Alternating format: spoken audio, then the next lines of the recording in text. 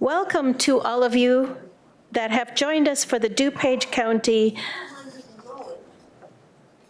Auditors Candidate Forum, and to the candidates Bob Grogan and William White. The League's purpose is to promote civic responsibility through the informed and active participation of citizens in government and civil civic discourse. A forum is not a debate. Voters will base their decisions when casting their ballot on what a candidate will specifically do if elected to office, not what their opponent won't or didn't do. So all candidates this evening have agreed to abide by the ground rules established by the forum. These rules specify the format, time limits, broadcasting of the forum, and other rules related to the conduct of the forum. The candidates will begin in alphabetical order with their 2-minute opening statements. They will then alternate the order in which they answer questions for 2 minutes. After the question portion of the forum, each candidate will give a 2-minute closing statement, continuing our alternating pattern. A member of the League will be acting as timer, the ladies to my right, and I will enforce the time limits. Candidates will see a placard to let you know that you have 1 minute, 30 seconds, and then a stop sign. Should a candidate exceed the time limit, I will ask that person to finish his sentence and move on to the next candidate.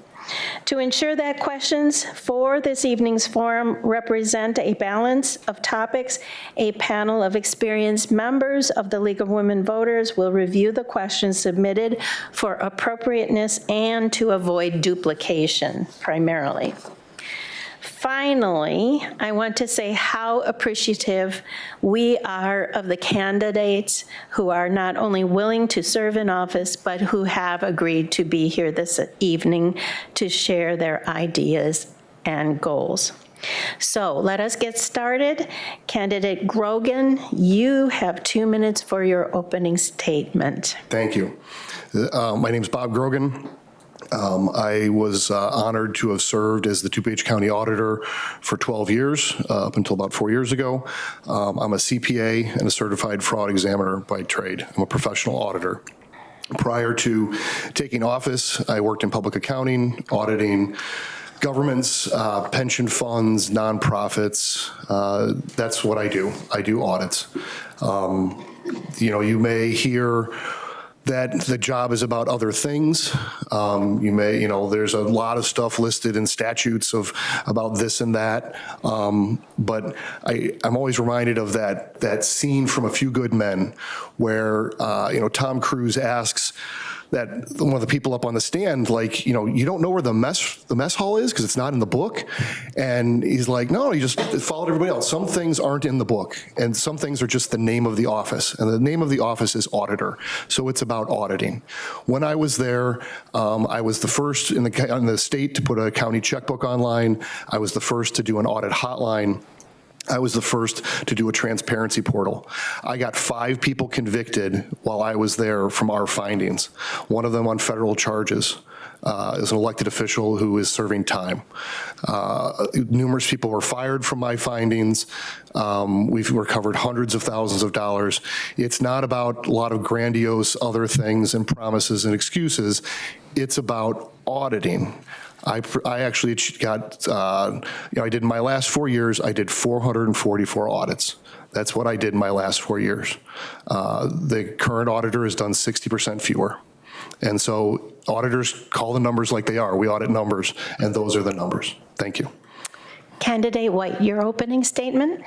My name is Bill White, and it's a very brief biography. I've been married for 34 years last month. I have 2 adult children. I'm the incumbent county auditor. Prior to being elected county auditor, I served 4 years on the District 99 school board where I was board president. I served at the Village of Downers Grove where I served as mayor pro tem. So I have a variety of prior government experiences. I have a slightly different understanding of what the role of the office is. The DuPage County Auditor is an internal auditor. And the role of an internal auditor is to provide constructive criticism, which will improve the operations of the county. These aren't my words. This comes from the Institute of Internal Auditors, and that's what. So what I'm looking to do in my office is that with the advancement in technology, we need to bring the auditor's office strongly into the 21st century. As part of my goals and objectives for the next 4 years is we have a long-term commitment to bring in a data analytics capability. And we're also going to be installing, the county is going to be installing a new enterprise resource planning platform. And the auditor's office needs to be involved deeply in that project to make sure we can extract the information that we need.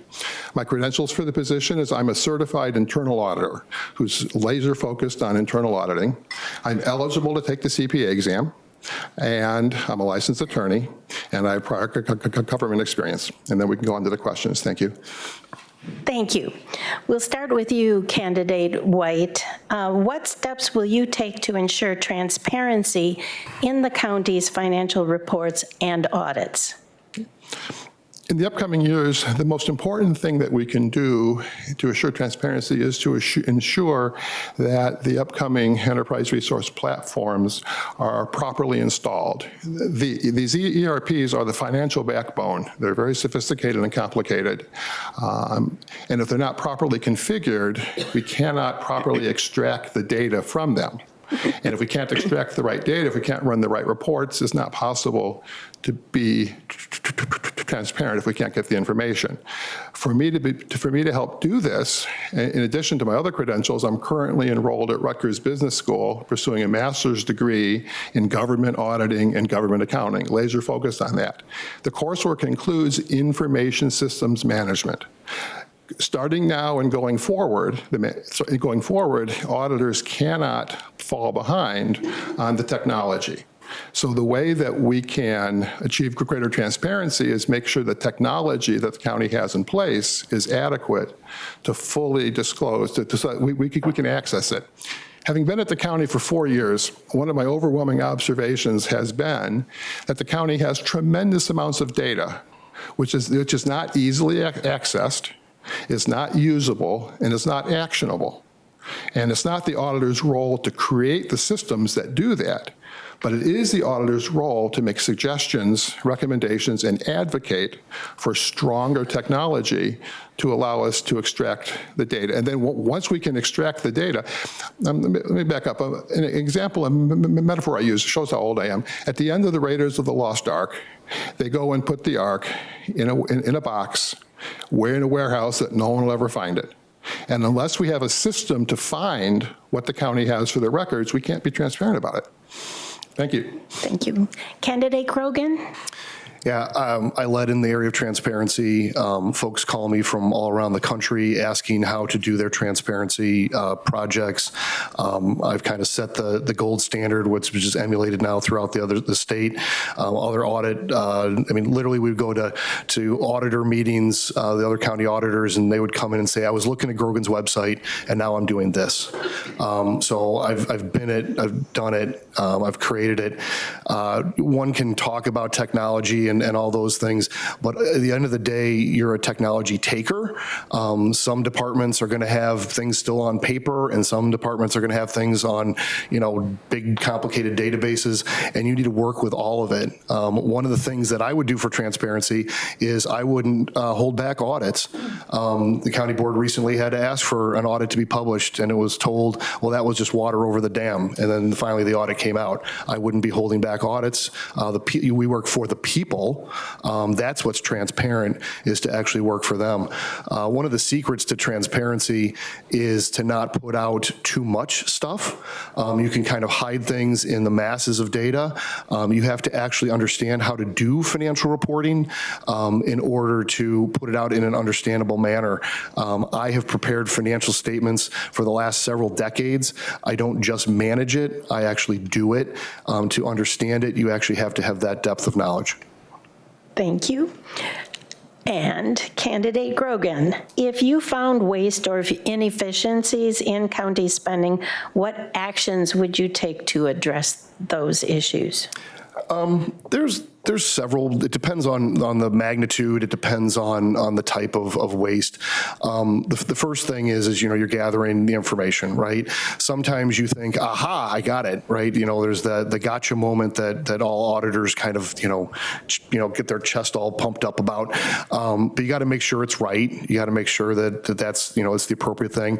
And then once you do, if it is just a passing, hey, you really could save by not, giving the tax exempt form and saving us $5 on taxes next time you go to the store, you go and make sure that gets done.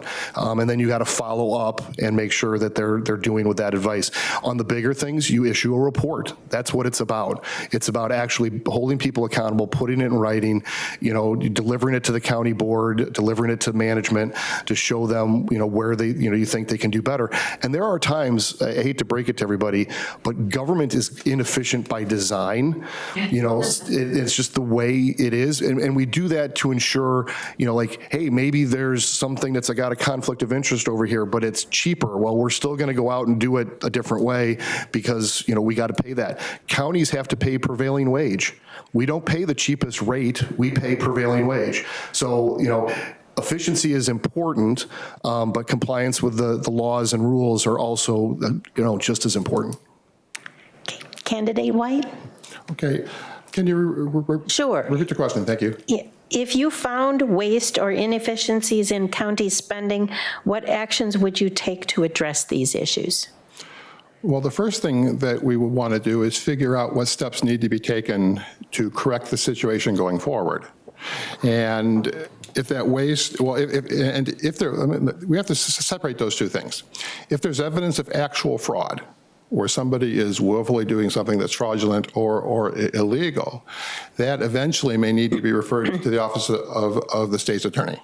It's not the role of the county auditor to prosecute fraud, and it's the role of the county auditor to pass that information on. So if we found evidence that somebody was stealing, we found evidence someone was embezzling, we would pass that on. And actually, internal auditors are taught that the professionals, the state's attorneys, the FBI doesn't want the internal auditors messing around with the investigation because they only do it occasionally. And so they say, pass it on to law enforcement. Now, on the area of inefficiency or inefficient processes, we attempt to determine why the procedures are not working. And this goes to what is the most important role of an internal auditor, of the county auditor, is to evaluate what they call internal controls. Internal controls are the procedures, the checks and balances that are put in place to make sure that the county's operations are working efficiently with a minimum of waste. In some ways, the definition of internal auditing is to assess the other internal controls. And this is what the certified internal auditor exam focused heavily on. And the goal then is to make the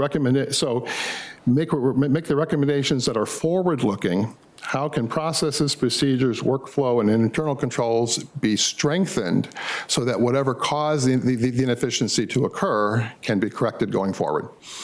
Thank you. Okay, thank you. So, Candidate White, in your opinion, what are the most significant inefficiencies within the current financial operations of the county, and how would you address them? Okay. There's two very large areas which are included in the goals and objectives that were published as part of my FY25 budget.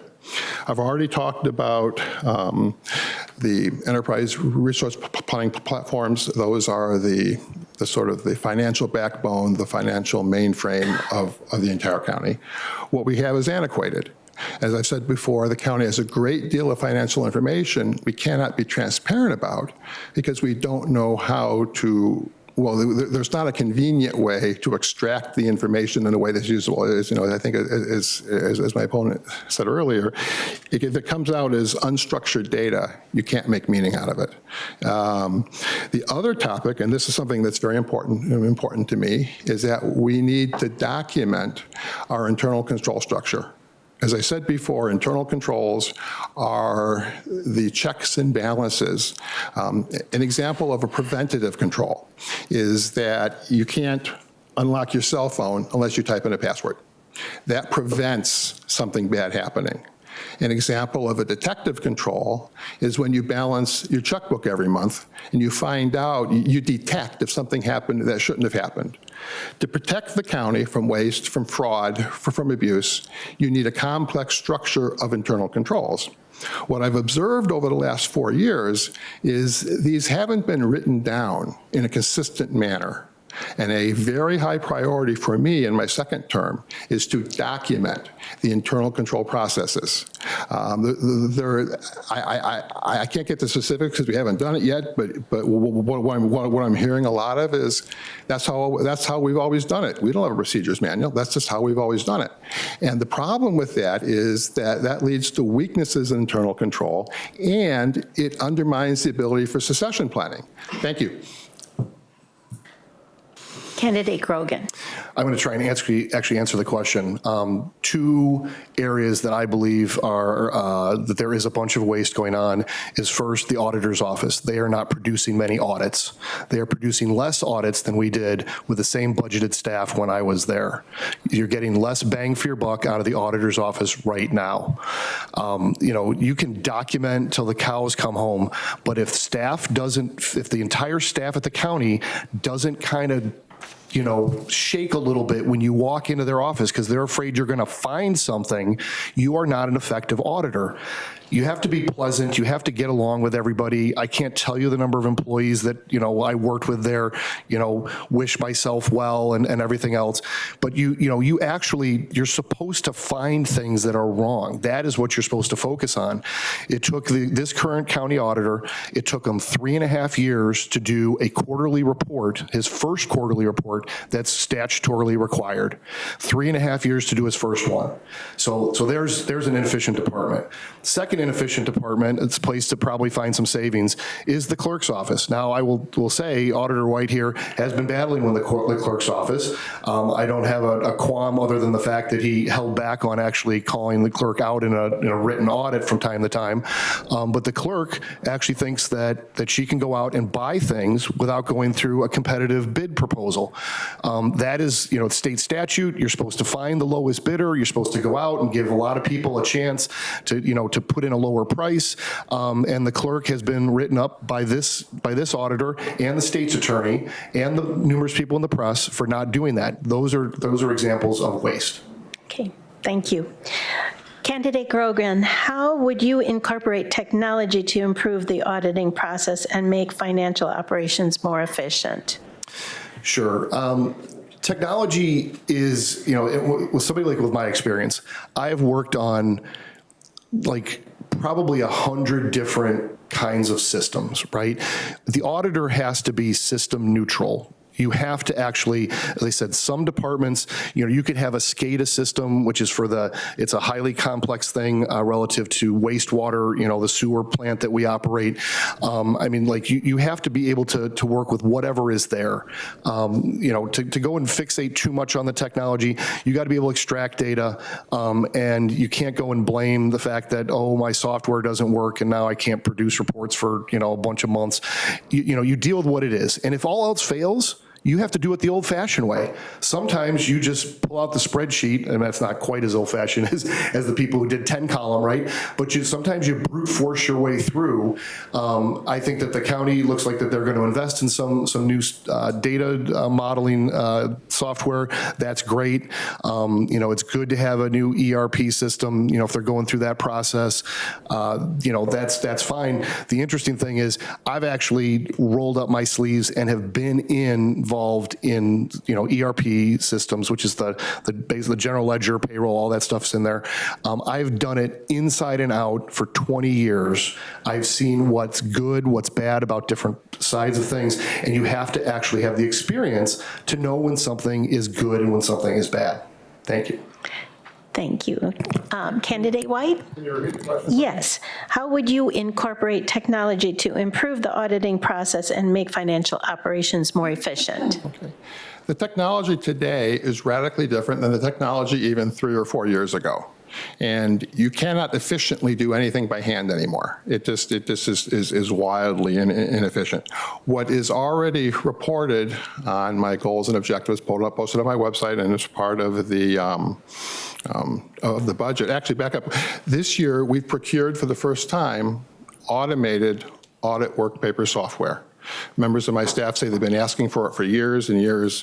We're probably about 15, 20 years behind. The private sector auditors have been using automated work paper software for 10, 15, 20 years. And we're in the final processes of rolling it out now.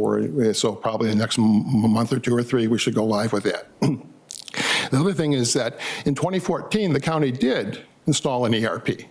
And the complaints that I received from my staff about how inefficiently configured it was, and in 2014, it's my opinion, the auditor's office did not sufficiently help configure the prior ERP in a way that's easy to use.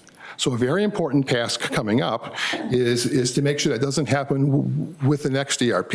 And the best way I can do that is to educate myself as much as possible. That's why I'm currently taking management of information systems. I'm going to get the education I need in the next 6 to 12 months so I know today's technology, not technology from 5 years ago, because the technology changes constantly. And then I have the commitment that we need to be able to analyze data. The whole idea of data analytics. In the literature that I'm reading amongst internal audit practitioners is that going forward, a strong understanding of data analytics is simply going to be essential, because the world is changing very rapidly, and the old ways of doing things are not going to be efficient going forward. Thank you. So Candidate White, the county auditor must maintain independence from political pressures. How will you ensure that your office remains independent and unbiased in its auditing duties? Well, auditor independence includes political pressure. It includes many, many other factors as well. That's part of what was examined when I took the certified internal auditor exam. The balance is maintaining independence while having cordial working relationships with the people that you work with. My opponent mentioned about the fact that I have stood up to the clerk's office. I have stood up to the clerk's office, and I've been recognized for that. The 2024 version, the 2024 standards from the Institute of Internal Auditors requires that auditors show professional courage.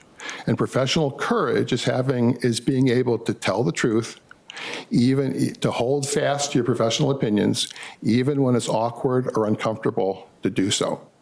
I believe over the last 3.5, 4 years, I've demonstrated professional courage, and I'm thoroughly committed to doing that. As a lawyer, I'm bound by a code of ethics. As an internal auditor, I'm bound by a code of ethics. I've taken and passed the CPA ethics exam. I'm eligible to take it. I've been approved to take the CPA exam itself. I've done all the coursework to do that. I understand the CPA code of ethics. Each of these apply to me. I can't pick and choose one or the other. I have to follow all 3 sets of rules simultaneously. And avoiding political pressure, avoiding shading my opinions based on personal friendships is at the core of what I need to do. And I need to make sure my staff follows that, and that's basically what we have to do. The fact that the auditor is independently elected also means that there's no one can fire either one of us, and that helps us be independent.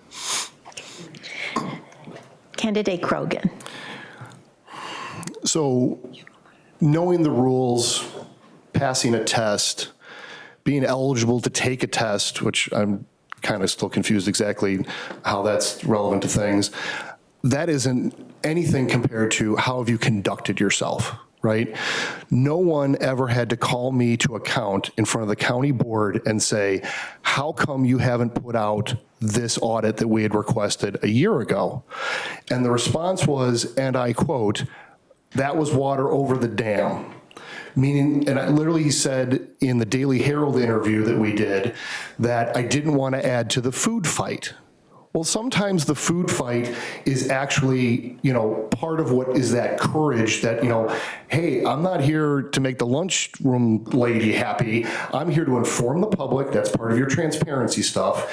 And then part of that independence is to actually call it out. And, it's like the media. I think both sides of the aisle complain about media coverage, right? And you can, parse any article, but the real bias that you'll see in a media is what stories do you choose to cover? That's where the real biases are, right? And when you choose not to publish because you don't want to add to the food fight, which happens to be, maybe it's a valid food fight going on. Maybe, there needs to be more attention to the bad goings on in a certain office, then you put it out there. You don't suppress that audit.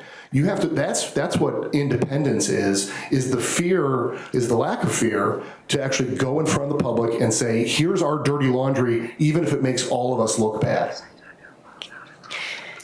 Thank you. Candidate Grogan, how does the public, how do voters evaluate the quality of the county's audit program? It's interesting. Like if you're drilling oil wells, a lot of times, oil doesn't come up. And that doesn't mean you weren't good at drilling oil wells, right? So when you're doing audits, you don't always have findings. So you cannot, it's kind of like, going after the state's attorney for having, no murder convictions when maybe there weren't any murders, right? So it's not a simple, check a box to figure out how to evaluate it, but there's a totality of work, right? If you only, put your eggs in one basket, you're only drilling one well, you're likely going to be disappointed on the oil you're going to find. You actually have to cast wide nets, and you have to have real findings. You have to have the guts and intestinal fortitude to publish those findings. And then once you've done that, the results matter. And so you can go a long period of time and you don't find anything, and God bless, it's because maybe things are good, or maybe because it wasn't in your sample, or maybe it's because you decided to look over here and it's really on the other side of the room.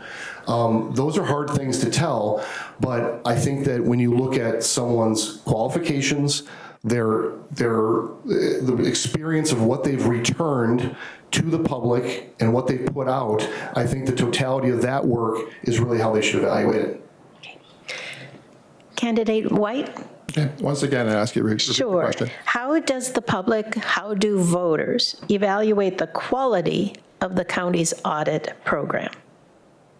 Well, first of all, what auditors do is in many ways more sophisticated and complicated than other areas.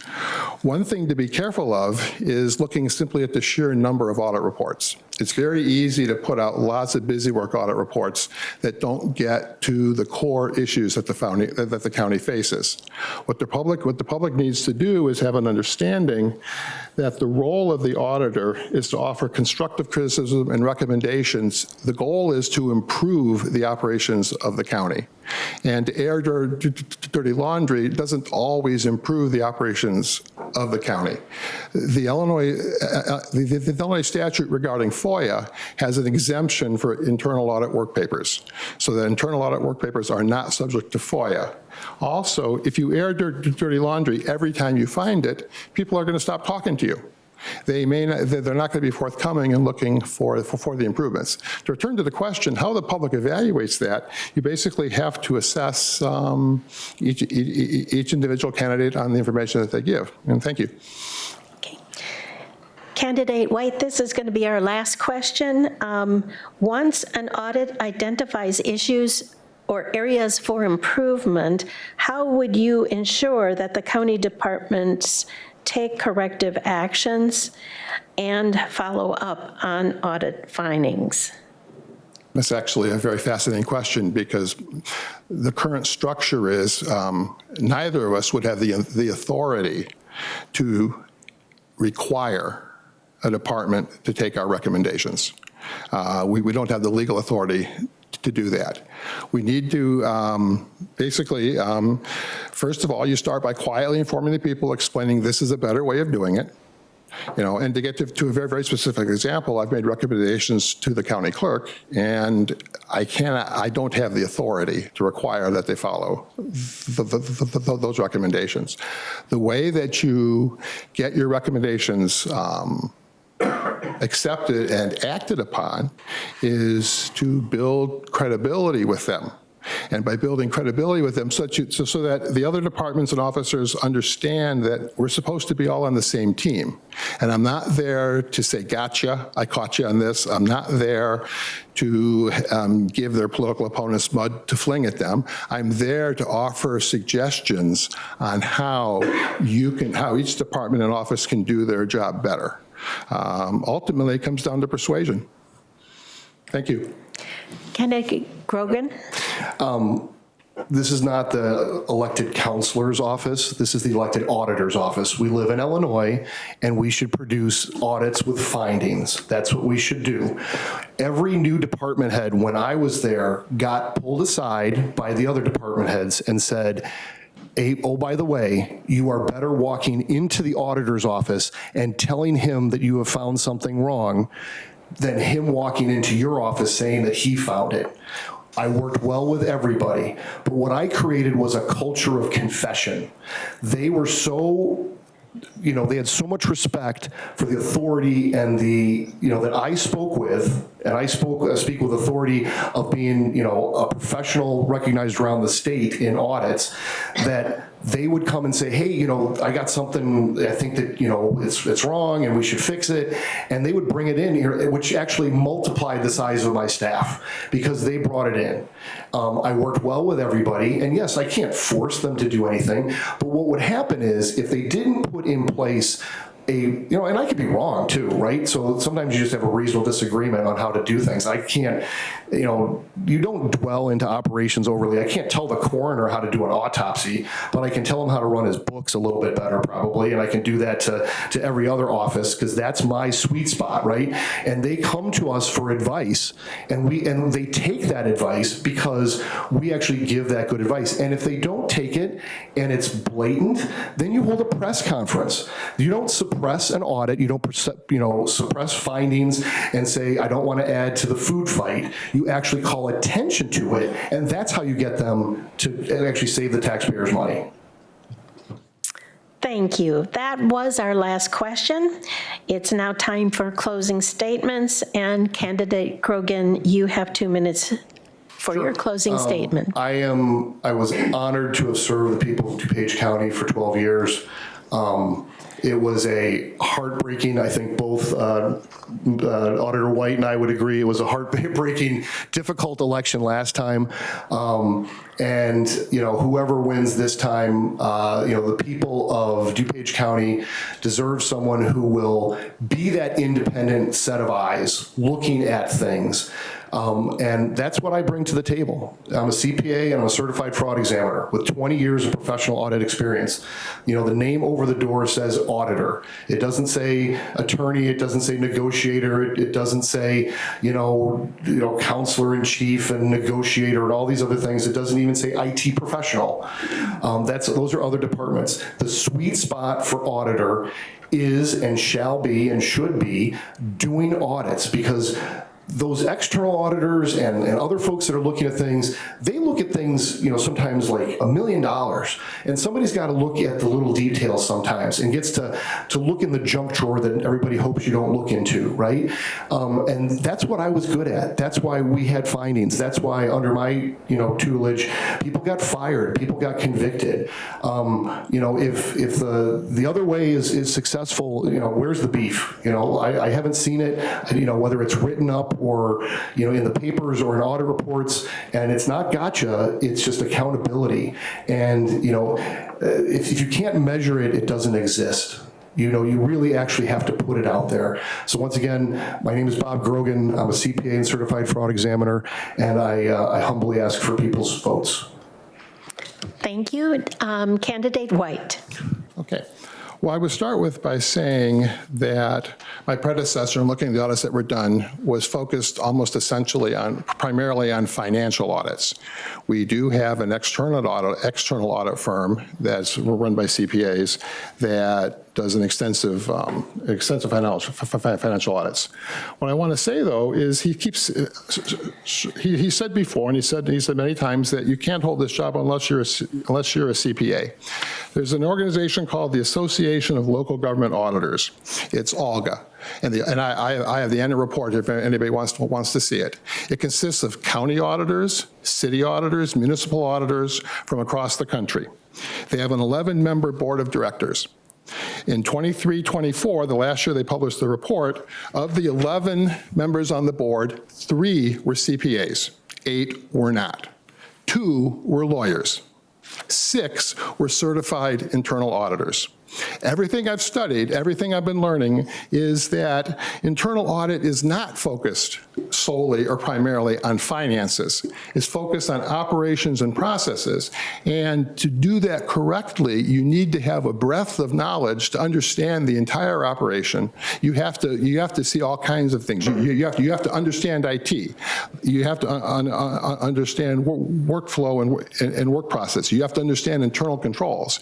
And what I've identified over the last 4 years, the 2 largest weaknesses of the county are the weakness in the financial backbone, in the financial data system, and I have to advocate, whoever's the next auditor has to advocate forcefully that that be done correctly and with input from the people that use it, and the lack of documentation of internal control. And that the fact that we don't have written and documented internal control creates a real problem when there's turnover, because when the new people come in, thank you.